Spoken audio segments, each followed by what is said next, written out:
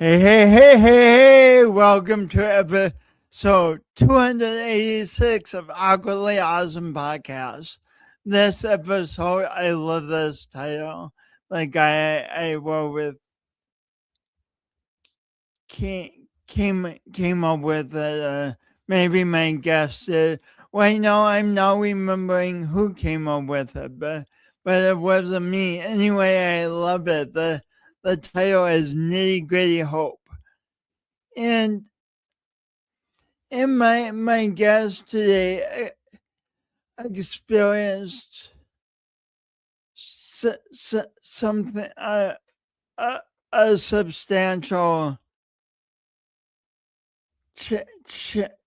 challenge, which we'll talk about in her 20s, and and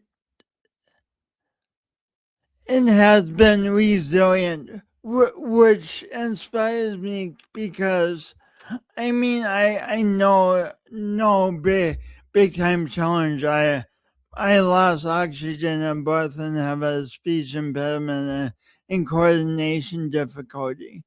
But I've had a lifetime. I've had my whole life, which would be like a lifetime.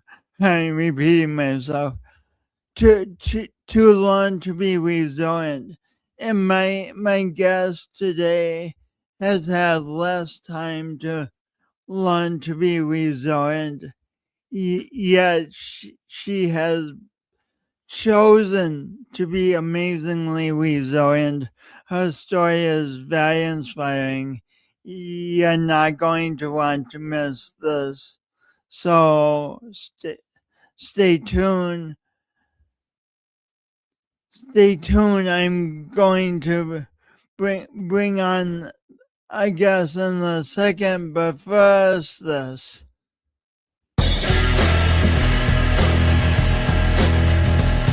Today's guest, Katelyn Cook.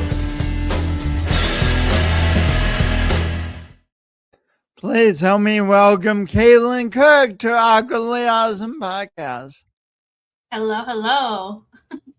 Hello. Thanks for being here, Katelyn. Thanks for having me. I'm excited. So I get curious about people's childhoods because what I'm just a curious person, and when we meet someone like at a networking event, we don't always think to talk about what growing up was like. Yet it's a fascinating subject. Yeah. So where do you grow up, Katelyn? I grew up in Sacramento, California, and I grew up to one older brother and two loving parents. I mean, it's pretty standard childhood, I feel like, for where I come from. You know, very involved parents, very active family. It's nice. That's a major gift. Yeah, I think so. I had my mom comes from the philosophy of just making sure that we always got choices, and they had us kind of younger. I'm 5 years younger than my brother, and they had him at 20. So we came into it, and so they were in their early 20s, super active and wanting to give life, but they came from, we had you younger. So how do we afford a life that provides you the opportunity and choices that we didn't have? And so having motivated family systems that push that is, I think, always super great and helpful. And they were wonderful in building a network of community around us. So we always grew up with their friends around and their friends' kids as like we got older, and very active into sports. I think, I'm pretty sure my dad probably wished that I took to t-ball a little bit better, but I didn't. I got soccer instead. But they were at every game, so can't complain.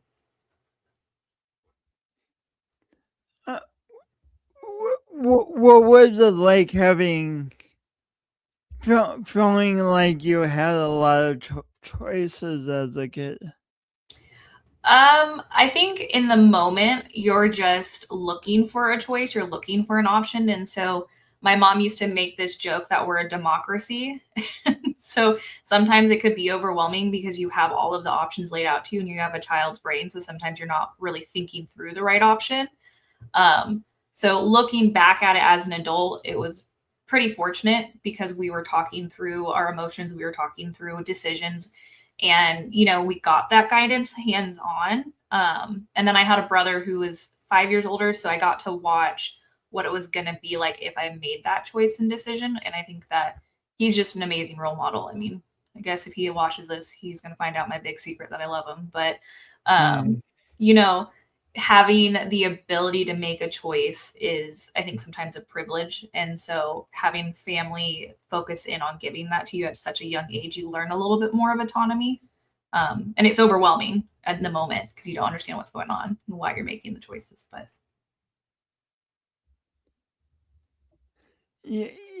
Your parents sound just exceptional.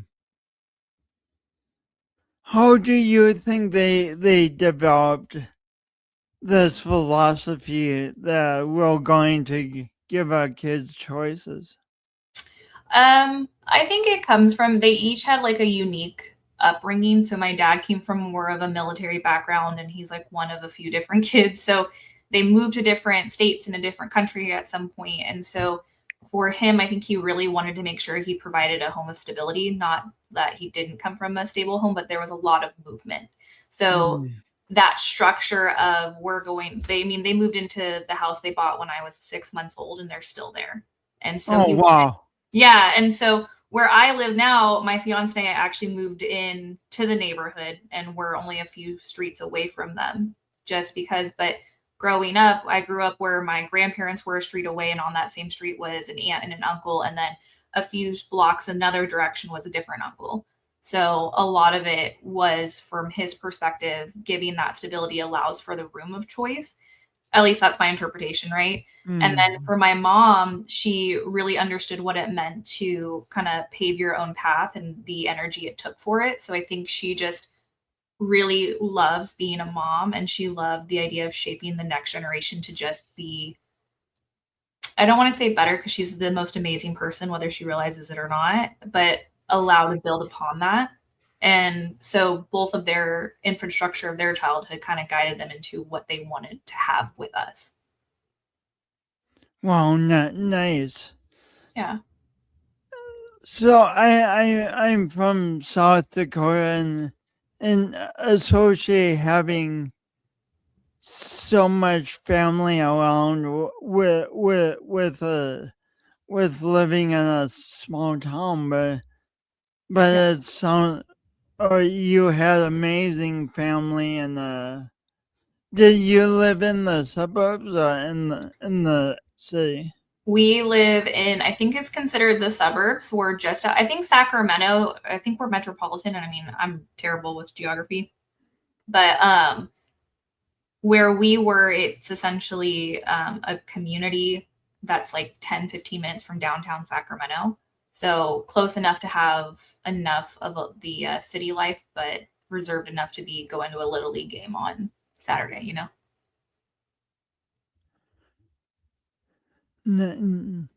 Nice. So you had the balance between the two. That's lovely. Is it like that for your small town? Are you guys close to anything or you feel like no? We're actually close to.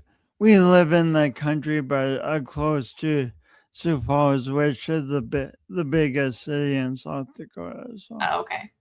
I haven't been there yet. But a lot of people haven't. I mean, biggest city in like 220,000 people. It's still a small place. That's huge. What are you talking about? Yeah, it's nice. What did playing soccer teach you about? Teach you about life?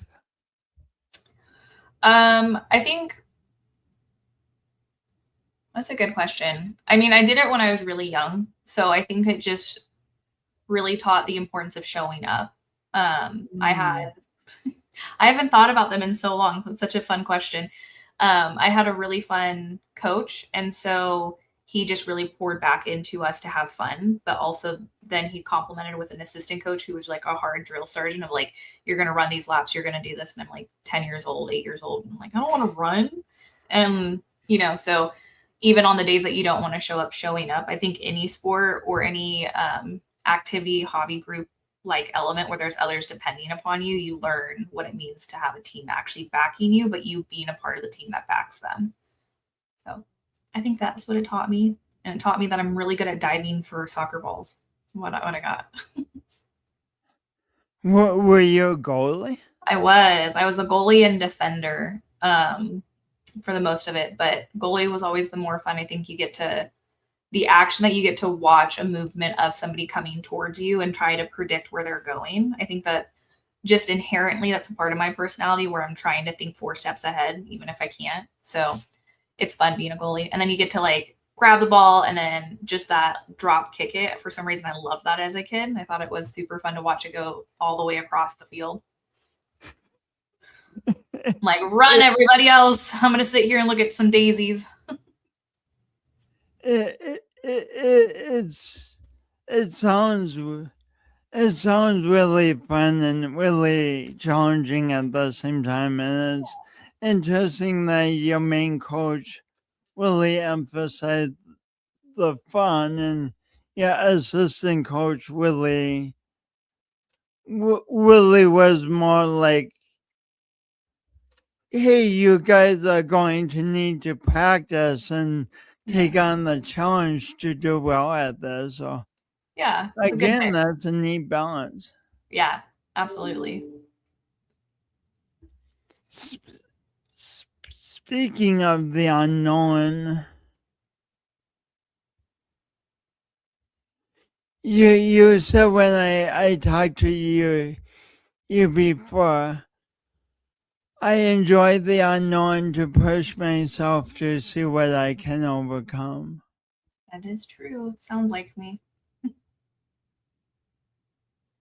I think that it's fun to have a challenge that you're not expecting, because that's how you kind of test yourself and grow a little bit, You have that opportunity of, especially someone like me where you're thinking 4 steps ahead, and it can go in 4 steps in any direction. So you can kind of lose sight sometimes of where you're going.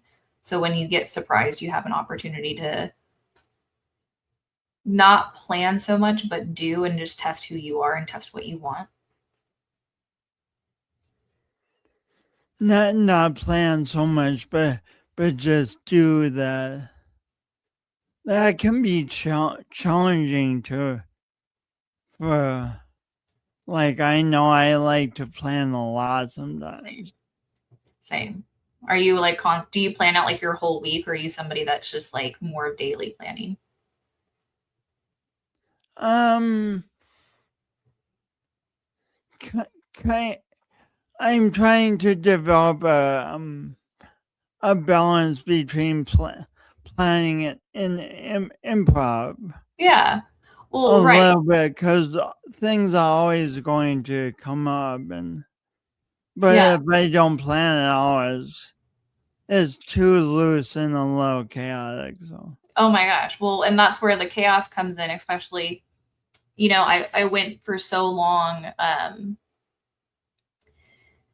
where you have to have your plans of your strategies, and you have to be able to figure out what you're trying to say or do. I mean, even prepping for this podcast, right? Like trying to get myself in a space where everything doesn't feel so unknown, right? But at the same time, you ask me, is there any questions? And I refuse to ask questions. I'm like, I have to be open enough for the journey of the conversation. And, through my life, when things have changed, my plans can stay the same, but then the outliers around it are going to change, and then the plan has to change. So at some point, is the plan pointless? At some point, the plan makes you think. So you have to be willing for the challenge of the unknown. To be clear, the plan's never pointless, right? Because it gives you an infrastructure, it gives you a foundation. But where I'm at in my life now is I'm trying to be less rigid on it and more kind of like you, where you're like trying to find the balance of being a little bit more improv about it.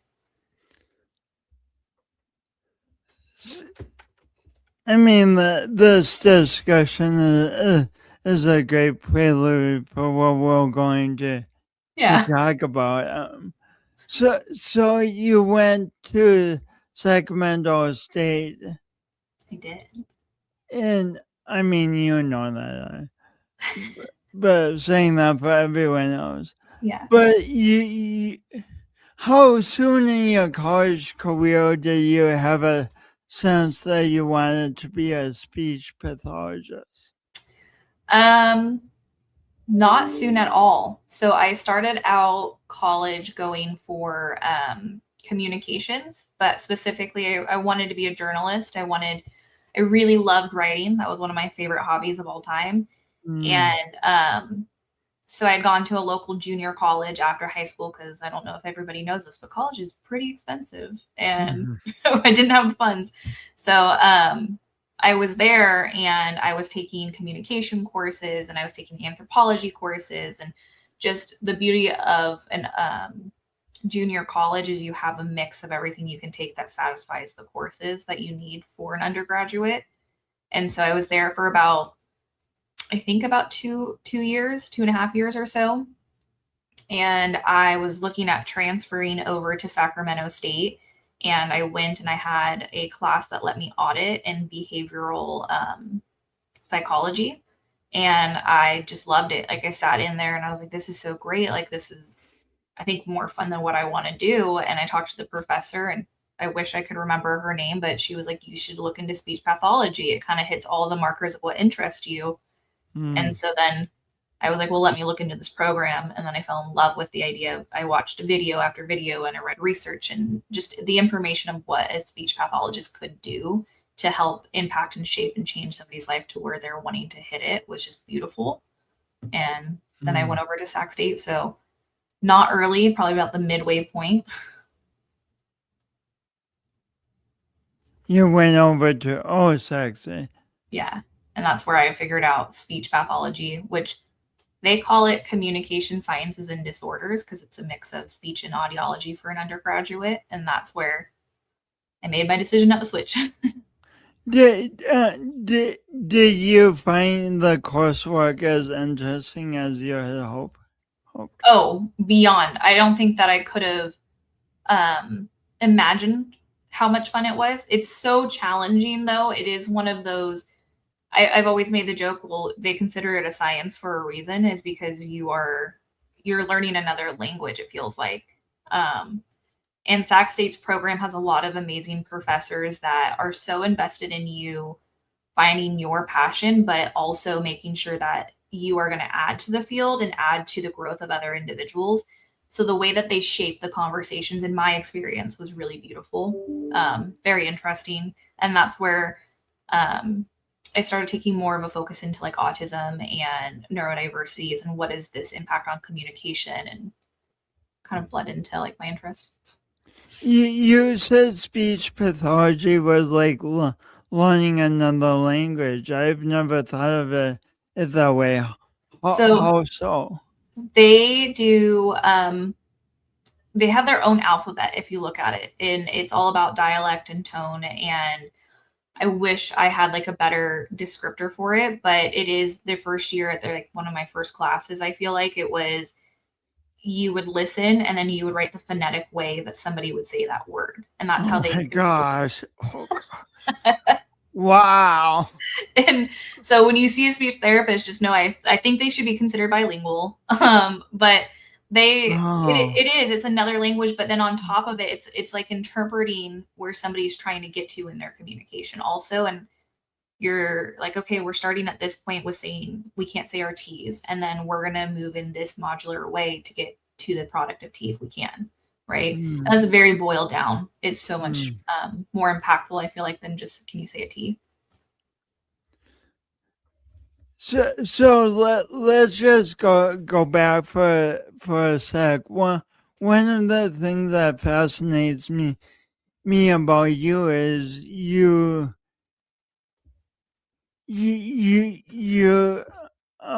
found a friendship group in high school, and then it continued into college. How did that happen?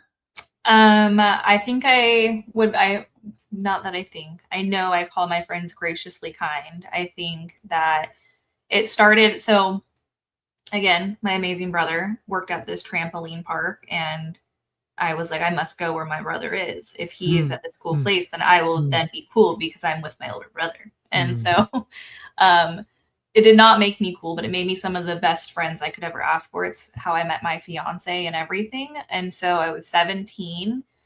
In high school. So did you were working at the trampoline park? Yeah, I was. So I got a job there. I was 17, and I think within my first 2 days, this boisterous woman comes in. I'm gonna call her a woman because that's what she is.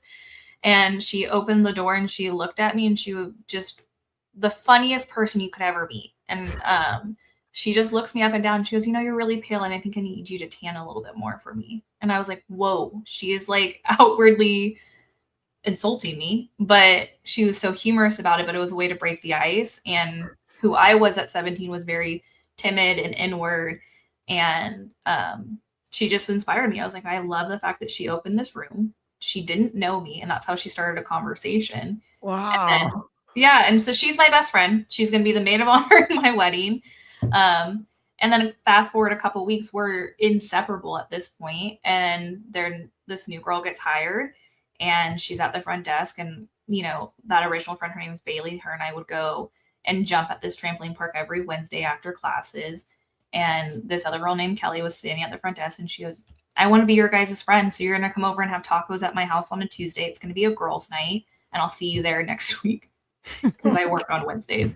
And they are, not were, but at the time, just these enigmatic forces of people that wanted to bring others in, and they continue to be that way. But that's, I found them, and then a couple months later, this guy starts to work with us, and he turns out to be my lifelong friend also now. But he starts working, and then he introduces us to his best friend, who then he introduces me to his brother, and his brother is my fiance. And so that friend group has stayed together for, well, I'm 30 now, so 13 years. They're just the sweetest of people, but it all started with just genuine want to understand and know somebody and just spend time and have fun. And it didn't matter who you were. So your fiance, did your fiance ever actually work at the trampoline park? Or? No, he just jumped there. Wow. But his best friend, who introduced me to his brother, those were a trio, skateboarding around and all of that.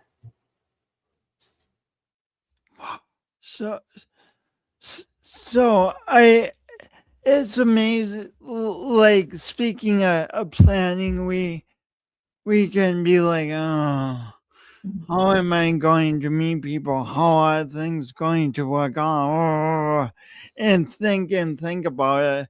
But you simply, you thought you have mad love and respect for your older brother, and he worked at the trampoline park, and you wanted to, and suddenly you have this amazing community. Yeah, it was unexpected. And being 17, and I'm graduating high school, I'm about to go into college, and you face this change in your life. You're not going to be around the same people that you've known. A lot of them are going off. You wonder, but then at this big change in my life, I met the most core friends I could ever, I don't feel like that's the word I wanted to use, but the friends I could never ask for, right? I didn't plan it. I didn't plan meeting my fiance. I didn't plan, 10 years later, 13 years later, we'd still be together. It's those unexpected things that change you for the better. Did the people you met at the trampoline park end up going to Sacramento State too? Bailey did. So just one of us. Her and I were in college and we took courses together. And then she transferred to Sac State, I think, before me. And she's how I actually shadowed. I know she transferred before me because she's how I shadowed that one class.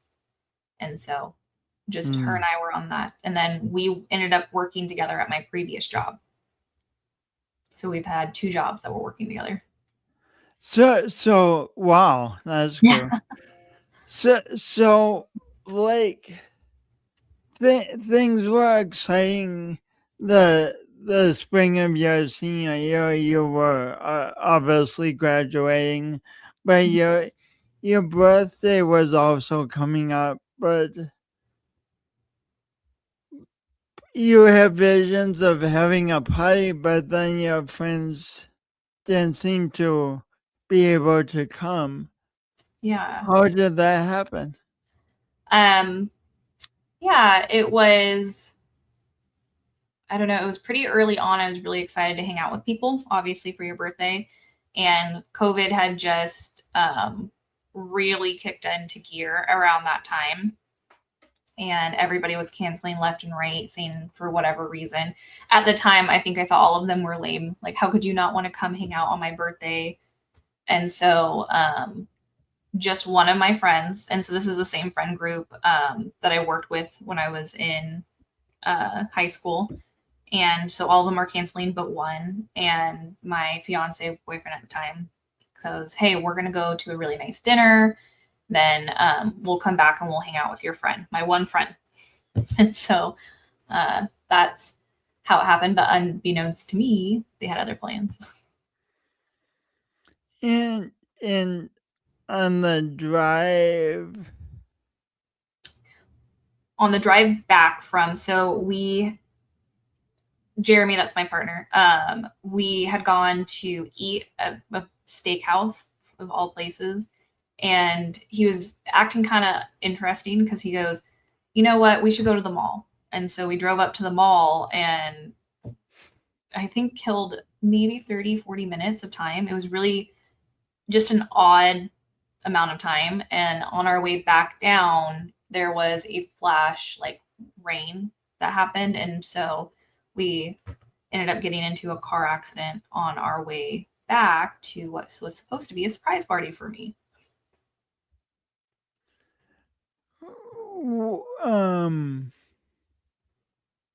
What happened during that car accident?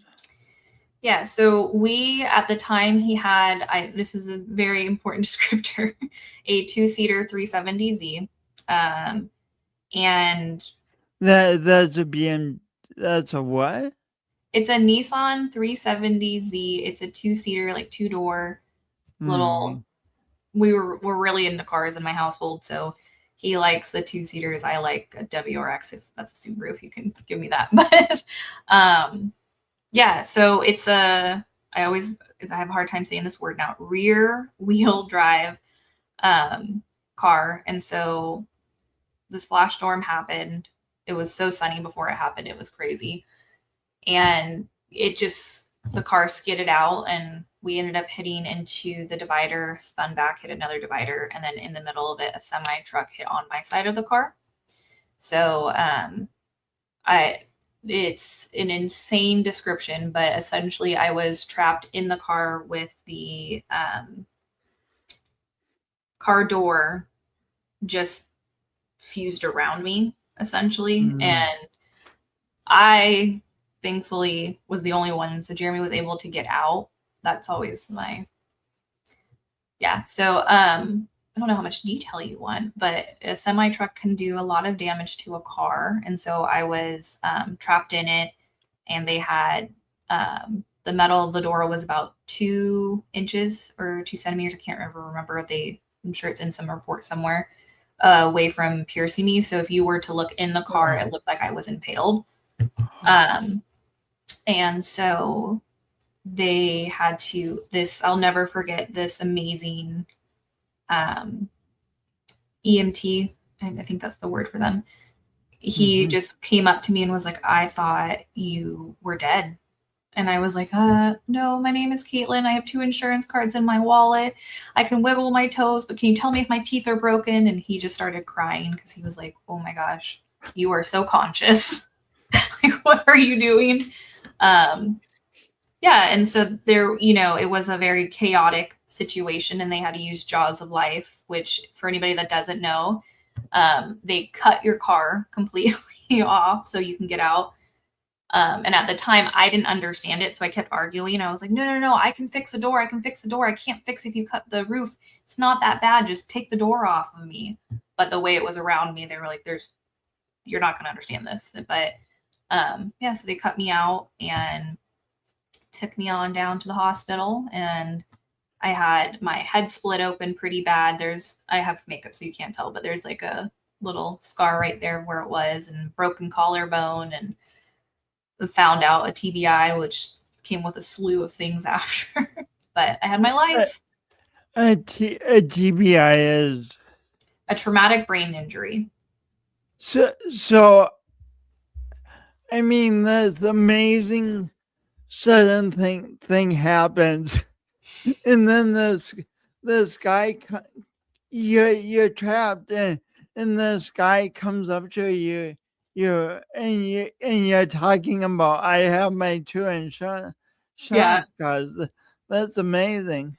Well, and before he came, I was just talking to my fiance about this before I got onto the podcast. I was like, hey, because the thing is that I blacked out. Like, I was in and out of consciousness. And so there's times where I have to fact check a little bit where I'm like, this happened, right? And I was telling him, I said, the more, it's been 6 years. So I try hard not to live in thinking about it too much. And him and I were kind of going through it, and I said, was there a teenager in the car with us? Because at one point Jeremy had been trying to pry the door off of me, and they were pulling him out of the car for him to, I think, just kind of get checked out. And there was an off-duty cop, and I think it was his kid, I don't really remember, but there's this kid in the car with me in Jeremy's side, and he was like, I'm here to keep you company, it's okay. And he was so sweet, and I was like, how old are you? And he's like, 16. And I said, you should not be in here. And I'm having this full lecture of him out. I'm like, what are your hobbies? What do you like? You should not be focused on me. But just a sweet amount of people coming in before that EMT came. And he was just like, what is going on in this car with you? I'm like, I don't know. I can wiggle my toes. What I got for you. So the teenager, how did the teenager end up being there? I don't know. I think there were so it was such again, like, I kept blacking in and out. And so at first I thought for the longest time I made this up, and Jeremy was able to confirm for me, no, there was a teenage kid, but it was just a bunch of bystanders. I mean, if you think about it, you're on this major freeway, because that's where we were coming off of, and this semi-truck accident just happened. And there was just a bunch of people that were rushing to try and figure out how to help. And their idea was, he's trying to pull the door off. And I think it was a kid who didn't know what to do other than to hop in and help. And I'm me, and I'm like, well, hold on, you're a child. You should experience this. Talk about that kid had such kind instincts to, wow. I know. And you have so many moments where I feel like the goodness of people can come out. And, it's interesting, because the first time I came to consciousness, there was somebody taking pictures of me. And I remember getting really upset with them, like, help me, don't just take pictures. And then the next time I came to consciousness, there's like 3 or 4 different people just trying to pull a door off of me. And then I hope that teenager only carries a good experience with him after that, but just him trying to talk, I'm thinking he's about 16 at the time. I think that's what he had said. But yeah, you're just young, and you're just like, I'm here to be here to help. And like, there's just a beautiful soul that's wandering around this world right now. Oh. So this all happened, I mean, so suddenly, and then so the accident happened within seconds, but then the process of recovery is much longer. What was the process of recovery like for you? Yeah. Hard. um, for me and my story, outside of like physical, so I had like a broken collarbone and I was pretty banged up just injury wise. I think they call it like air outside your lung, and something was going wrong with my ribs. I can't remember all of it. But afterwards, I had like these splitting migraines. Like I couldn't be in sight of any kind of light, or if noises got too loud, it would trigger them. It was not fun. But then we started seeing that I wasn't retaining information very well, and I wasn't like, you could be talking to me and I barely remember what you were saying, it felt like. And then my favorite joke that we run is that there were multiple times where I would be talking and I'd have no idea what I just said, or I would be able to argue with you that I was telling you, in fact, I said this specific word, but then I wasn't saying that word. So I couldn't hear that I was saying the wrong things. And just my processing got slower. So was it, they call it word finding, where I can see what I want to say. I know the word, but to get it out was really hard. But getting That it out, sounds immensely frustrating. it was. And you know, in the moment, I really lived through this feeling that it was never going to get better. It was never going to, you know, I'm coming from, I'm in college, I'm almost done graduating, and my pastime is to write all of these amazing things, and I'm a talker for sure. And so not understanding things around me became a big normal for me. And I also am a perfectionist, so I won't tell you if I'm confused 99% of the time back then. And so bunch of neurologists later, bunch of follow-ups, and within a month they were like, well, we know that you have a TBI, which is traumatic brain injury. And they diagnosed me with 2 different types of aphasia. I can never remember one of them, but the other one's the anomic aphasia, which is the word finding one. So the irony in the moment is, as I'm trying to graduate, which failed some classes because of everything going on, and they're a cohort, so that means you have a whole additional year before you can retake those classes. That entire year I was going through my own speech therapy to get my processing and memory retention up, and learn just strategies of how do you talk through something that you are having difficulty saying or wanting to say. So about a year until I figured out all of my strategies, and then I think recovery doesn't typically stop, is what I'm learning. It's just a continuation process sometimes. What what was being in speech therapy like for you? Was it what emotion would you say the speech therapy had? I was really sad going through it. I think that was like a kickstart of a lot of depression, and then I got very anxious during that time. You go from learning about all of these things, and so, you know, I understood what was happening, right?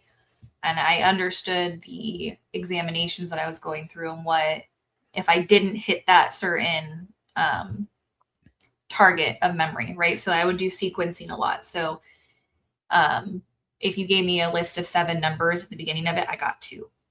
Like I couldn't remember anything past that. And so it's demoralizing on some level when you leave it and you know that you didn't hit what you should be able to do. And should is a very loose, but for me, it's what I had before the accident. So it was challenging and sad. And, you know, the further I got into it, the more I understood that it didn't have to stay sad. It could be, well, what's my target? What's my mission? How do I work through this? But it definitely was a mix of confusing feelings because one part of me, I loved learning about it and I got a different perspective of it. And then the other part was, well, I left my oven on 4 days in a row and my partner has to turn it off for me. And I didn't remember that. And then I'm in speech therapy and I can't get that third number, even though I really want to get that third number in that sequence, so confusing. Was there a certain turning point during the speech therapy that you remember? I think there's not a singular moment. I think it was over a course of time I started recognizing how much I was able to get and retain. And then kind of when I ended it was where I felt comfortable and confident to just continue trying without it. I think that towards the end, I started getting a sequence of 4 numbers and I was like, I'm doing it. So if I got 4 numbers, somebody else can tell me the rest.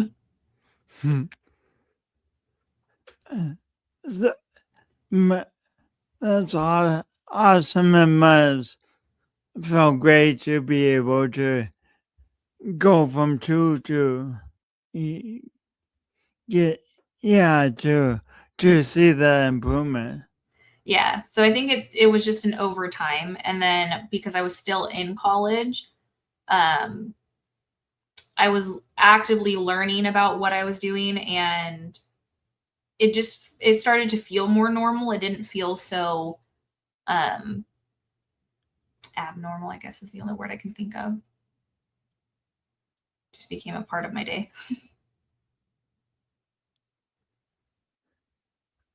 And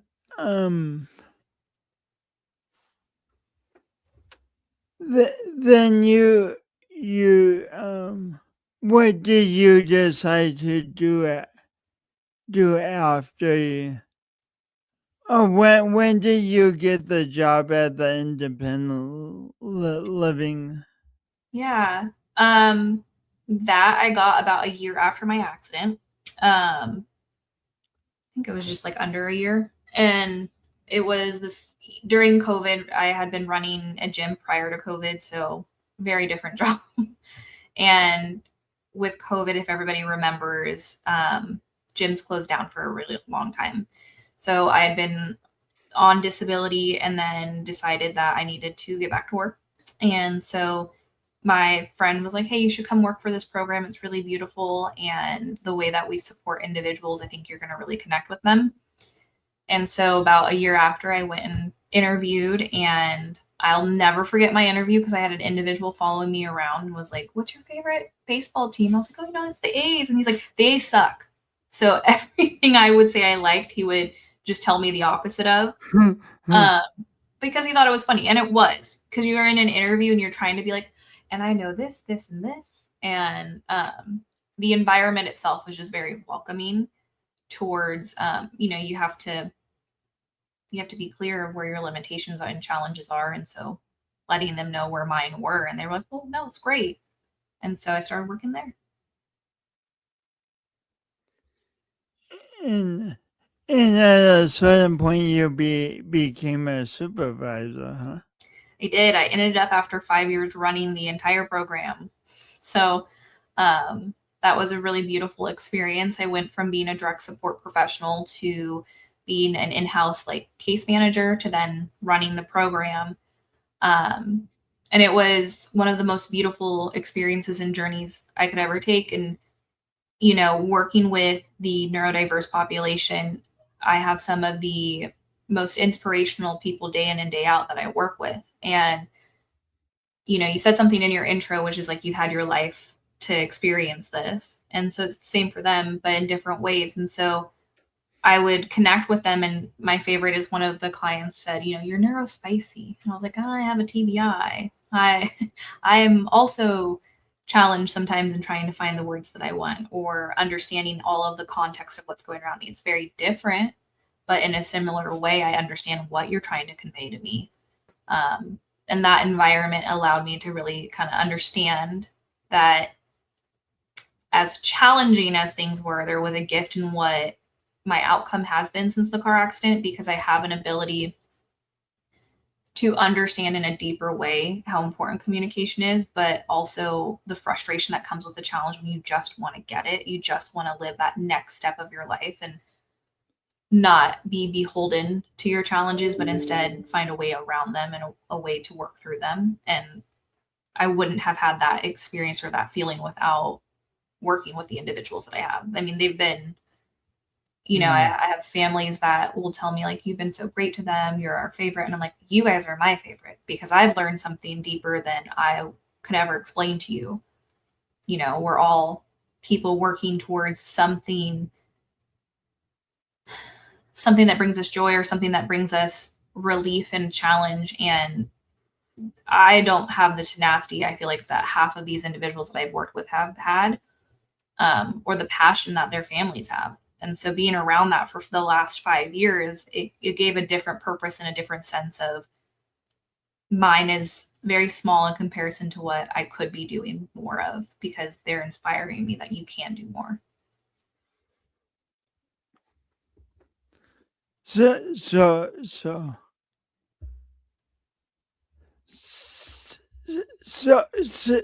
you like you're giving so much to this group, first as a direct support professional, and then as a case manager, then supervisor. But it sounds like at the same time that giving a lot of inspiration to you. Absolutely. It's the most human experience you can have, is sharing conversation and sharing experiences and working within human services. I'm just very fortunate to have individuals that share their life with me. And, at the same time, some of the individuals that I've worked with, they feel so alone. They feel like they're the only ones experiencing life and the challenges that they are. And being able to open the conversation of, I had one individual, she told me that everybody's just talking at her and they don't understand. They've never experienced processing delays. And I was like, well, do you ever realize why I say, can you give me a second? And helping them understand through my lens, right? 'Cause it's all perspective. Everybody has a perspective, that what they don't know going on behind my closed doors is something very similar. And, people don't automatically assume that I have a delay in my processing. I have a lot of masking. I have a lot of preparation and planning and support, all the things that go into a daily process. But then at the end of the day, what does that look like when I can't hold that line anymore? And so as I'm sharing that perspective with them, it's opening their eyes. But at the same time, then they can lobby it back with, well, and this is what I face, and this is what people tell me. And they just have the authenticity, I can't say that word, of the human connection, right? I get to tell you about me and you get to tell me about you. And what does that mean for us?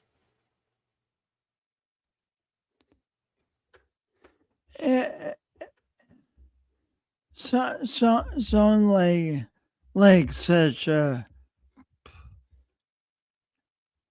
just you met so many great people. They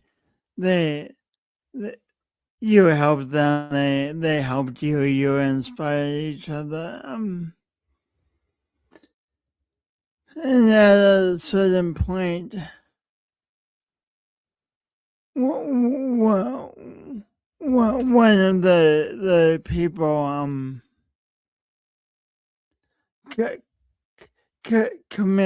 committed suicide. What was, I don't even know what question to ask.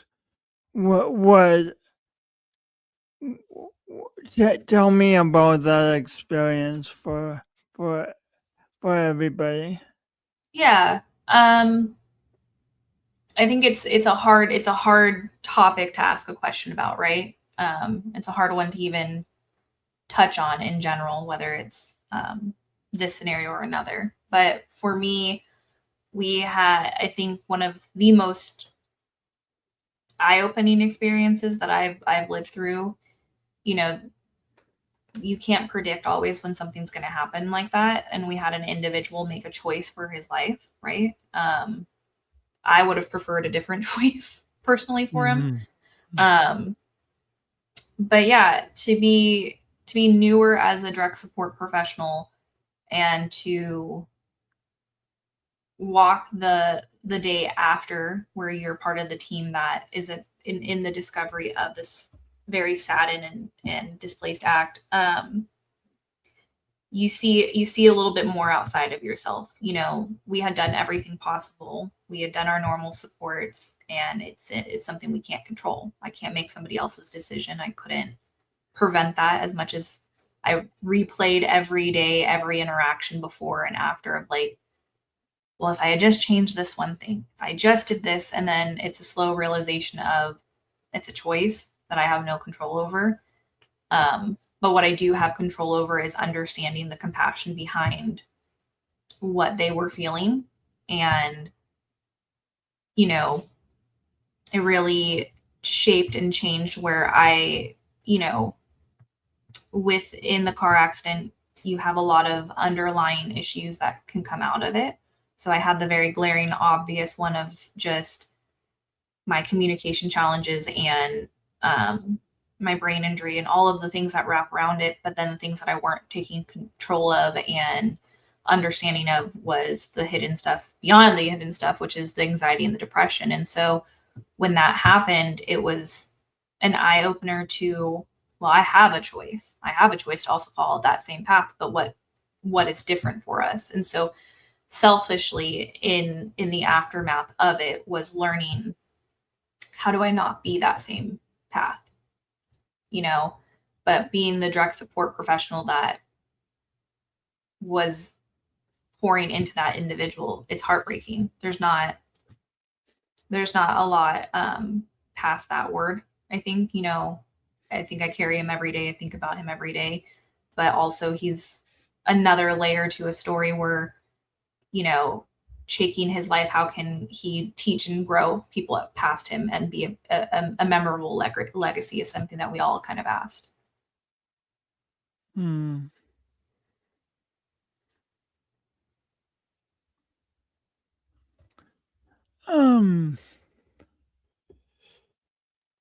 mean, this brings up anxiety and depression, and talk about a hidden, talk about disabilities that I mean, I don't know that I mean, they can be called disabilities or they can be called parts of life, but talk about something that's hidden from view that's extremely challenging for so many people and in so many different ways. What would you say? What words of encouragement would you give to someone dealing with depression? Or will you give them words of encouragement, or will you say something else? I come from two lenses with it. I think the first is the joke I always make is get a good therapist, but it does make the difference. You know, with my individual that I supported, that's where his act opened my eyes of why it's important to get help and why you don't have to deal with such heavy feelings and isolating thoughts in your head. And so I sought my therapist after him and really worked through the complexity that comes with somebody that you cared for committing suicide. And at the same time addressed my depression. And so I always say that without my therapist, I wouldn't have been able to understand the concept of how to move past it.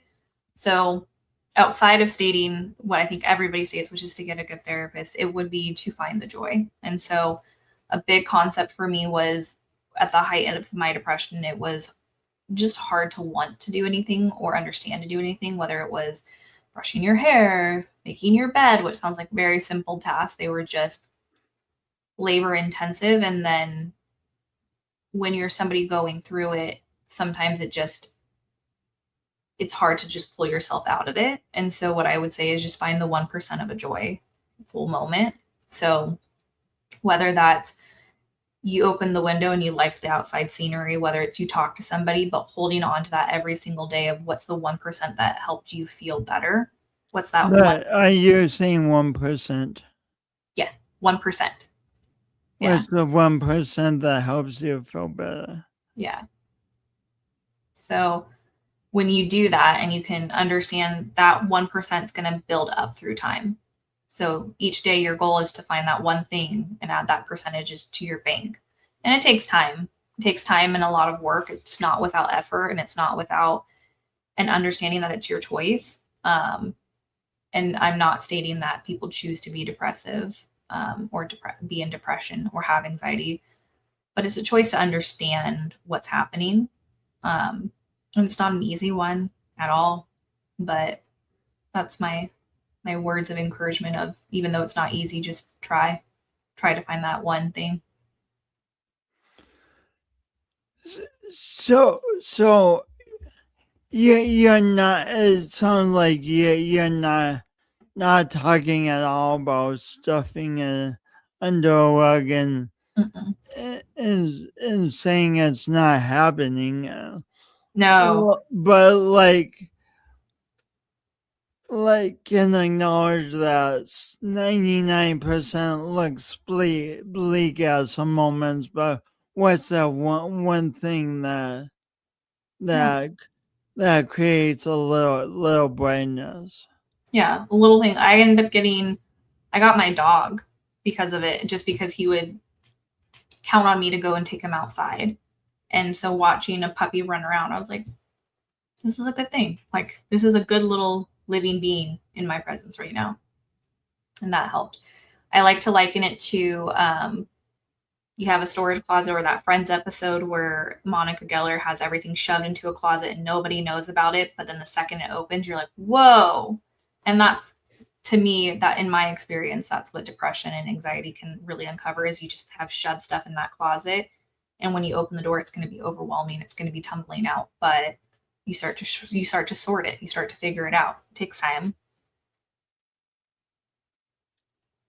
Any words of encouragement for someone dealing with anxiety? I think my only thing that helps me is take a breath. So my encouragement is just to keep breathing. Take that breath. Take that second. And you are okay.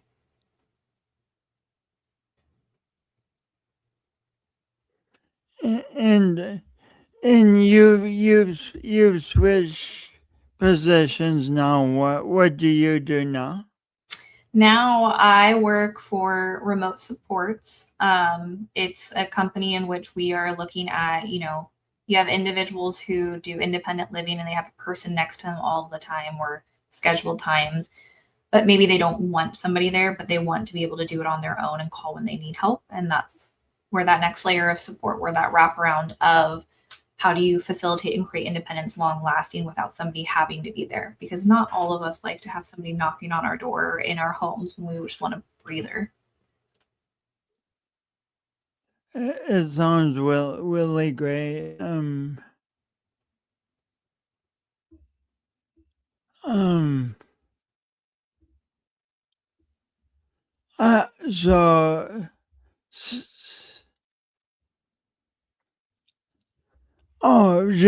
Just two more questions.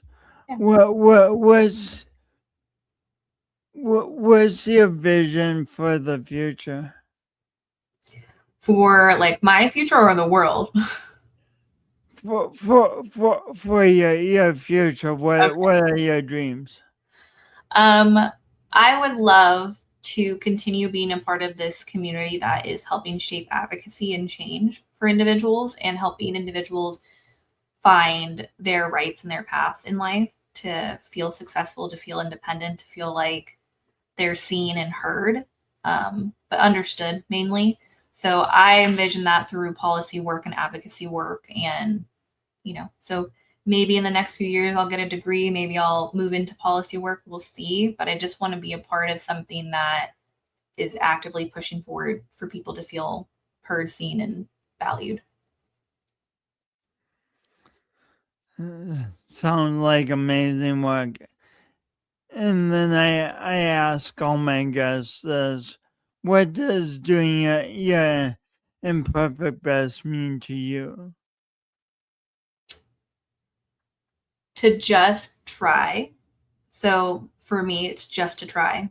And that try is very broad for a reason, because some days my just try looks like I got up and I put pants on, and other days it's that I ran a mile.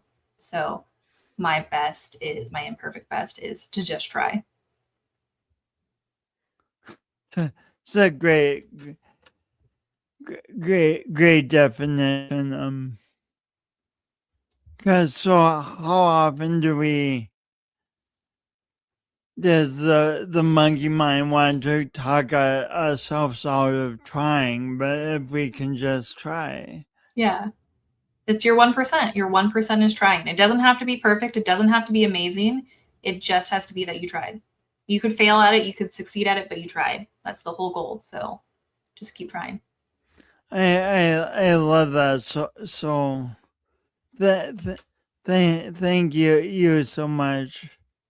Thanks for being on this tremendous journey that you are on, and being part of so many communities and helping so many people and allowing so many people to help you. It's inspiring. Thank you. No, thank you. I think that what you're doing here is bringing such an awareness to conversation, and you're doing just as much work as I am, if not more. So thanks for having me and letting me be a part of your community. You're welcome, and we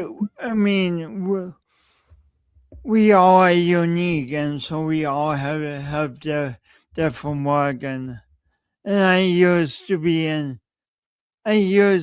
so into comparing myself and my work to others, but I'm trying more and more to just realize, hey, we each have different work, and we each are unique and bring unique things to this world, and that's amazing, that's sacred, and it helps the world become what it becomes, and yeah, and that's so neat, and and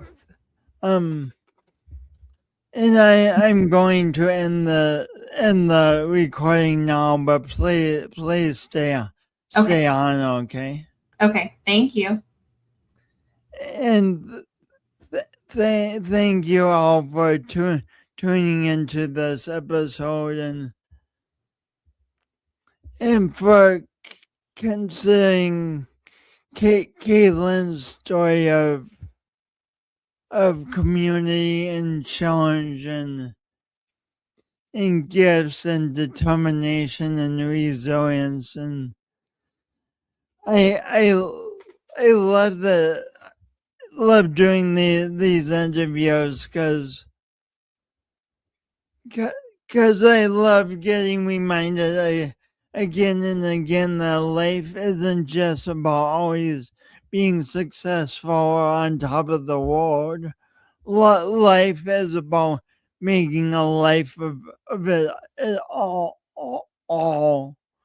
And yes, it's a lot, and at times it can be overwhelming, and it can be deeply challenging and deeply disheartening and frustrating at times, but other times it can be joyful and rewarding, and all of that. So yeah, thanks for considering and tune in for another episode soon.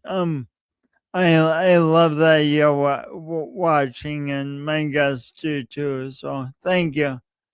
Talk to you later. And until next time, remember to smile.